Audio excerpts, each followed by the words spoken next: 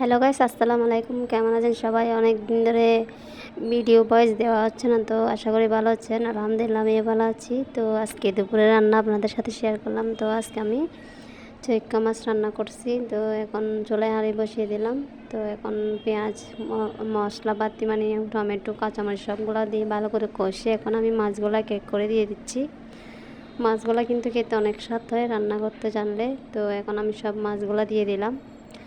দিয়ে দেওয়ার পর আমি একটু ভালো করে মানে মাছ দেওয়ার সাথে সাথে নেড়ে চেড়ে দেবো, কেননা মাছ যখন সিদ্ধ হয় তখন বেগে যায় রান্নে, সেই জন্য আমি কাঁচা থাকতে মাছগুলো নেড়ে দিছি। তখন নেড়ে চেড়ে আমি ঠিকঠাক করে মানে এখন একটু জল দিচ্ছি, জল দেওয়ার পর আবার একটু করে টমেটো দিচ্ছি কয়েকটা।